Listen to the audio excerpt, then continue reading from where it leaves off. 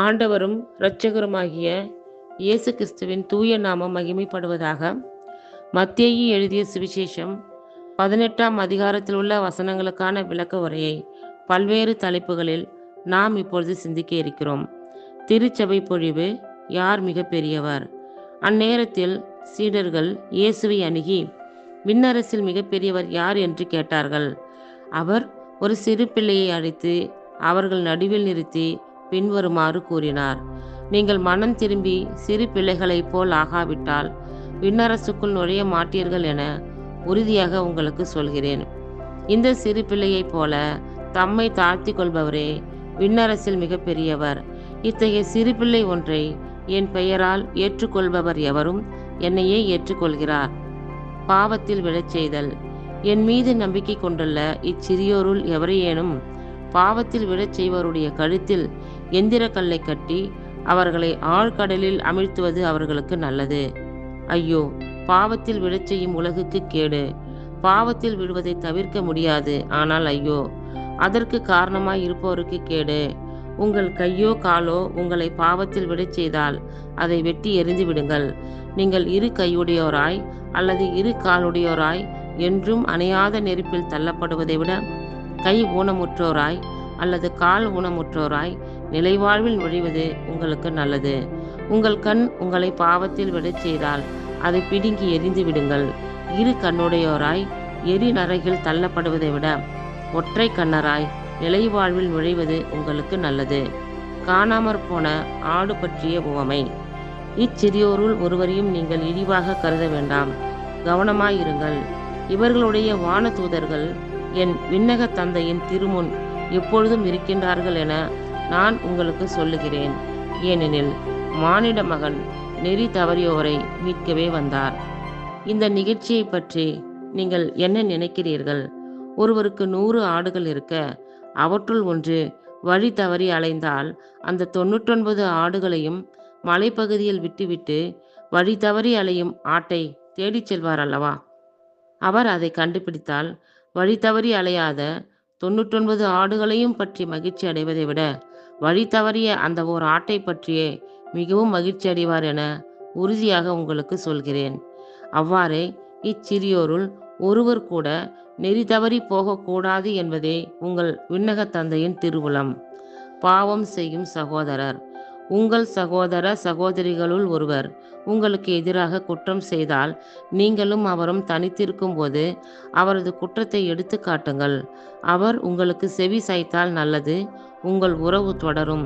இல்லை என்றால் 2 அல்லது 3 சாட்சிகளுடைய வாக்குமூலத்தால் அனைத்தும் உறுதி செய்யப்படும் என்பதற்கு ஏற்ப உங்களோடு 1-2 பேரை கூட்டிக் கொண்டு போங்கள்.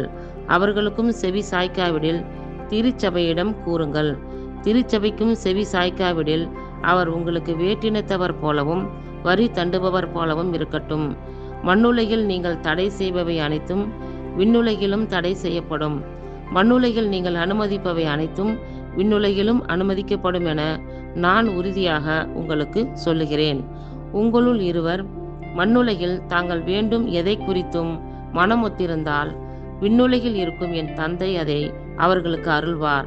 ஏனெனில் 2 அல்லது 3 பேர் என் பெயரின் பொருட்டு எங்கே ஒன்றாக கூடி இருக்கின்றார்களோ அங்கே அவர்களிடையே நான் இருக்கிறேன் என மீண்டும் உறுதியாக உங்களுக்கு சொல்கிறேன். மன்னிக்க மறுத்த பணியாளர் உவமை. பின்பு பேதுரு இயேசுவை அணுகி, ஆண்டவரே, என் சகோதர சகோதரிகளுள் ஒருவர் எனக்கு எதிராக குற்றம் செய்து வந்தால் நான் எத்தனை முறை அவரை மன்னிக்க வேண்டும்? 7 முறை மட்டுமா என கேட்டார். அதற்கு இயேசு அவரிடம் கூறியது, 7 முறை மட்டுமன்று, 70 தடவை 7 முறை என நான் உனக்கு சொல்கிறேன். விண்ணரசை பின்வரும் நிகழ்ச்சிக்கு ஒப்பிடலாம். ஓர் அரசர் தம் பணியாளர்களிடம் கணக்கு கேட்க விரும்பினார். அவர் கணக்கு பார்க்க தொடங்கிய போது அவரிடம் 10,000 தாலந்து கடன்பட்ட ஒருவனை கொண்டு வந்தனர். அவன் பணத்தை திருப்பி கொடுக்க இயலாத நிலையில் இருந்தான்.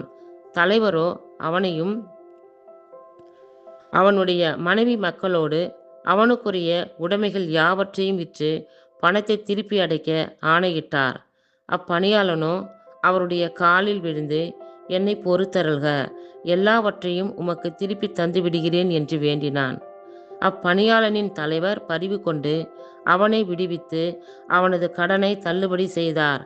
ஆனால் அப்பணியாள் வெளியே சென்றதும் தன் உடன் பணியாளருள் தன்னிடம் 100 தெனாரியம் கடன்பட்டிருந்த ஒருவனைக் கண்டு, நீ பட்ட கடனை திருப்பித்தா என்று கூறி அவரை பிடித்து கழுத்தை நெரித்தான். அவனுடைய உடன் பணியாளர் காலில் விழுந்து, என்னை பொறுத்தருள்க, நான் திருப்பி கொடுத்து விடுகிறேன் என்று அவனை கெஞ்சி கேட்டார். ஆனால் அவன் அதற்கு இசையாது கடனை திருப்பி அடைக்கும் வரை அவரை சிறையில் அடைத்தான். நடந்ததை அவருடைய உடன் பணியாளர்கள் கண்டபோது மிகவும் வருந்தி தலைவரிடம் போய் நடந்தவற்றையெல்லாம் விளக்கி கூறினார்கள். அப்போது அவனுடைய தலைவர் அவனை வரவழைத்து, பொல்லாதவனே, நீ என்னை வேண்டிக் கொண்டதால் அந்த கடன் முழுவதையும் உனக்கு தள்ளுபடி செய்தேன். நான் உனக்கு இரக்கம் காட்டியது போல நீயும் உன் உடன் பணியாளருக்கு இரக்கம் காட்டியிருக்க வேண்டுமல்லவா என்று கேட்டார். அத்தலைவர் சினம் கொண்டவராய் அனைத்து கடனையும் அடைக்கும் வரை வதைப்போரிடம் அவனை ஒப்படைத்தார். உங்களுள் ஒவ்வொருவரும் தம் சகோதர சகோதரிகளை மனமாற மன்னிக்காவிட்டால் விண்ணுலகில் இருக்கும் என் தந்தையும் உங்களுக்கு இவ்வாறே செய்வார். இத்துடன் 18ஆம் அதிகாரத்திற்குரிய விளக்க உரை நிறைவுற்றது. கர்த்தர் தாமே நம் எல்லோரையும் ஆசீர்வதிப்பாராக. ஆமேன்.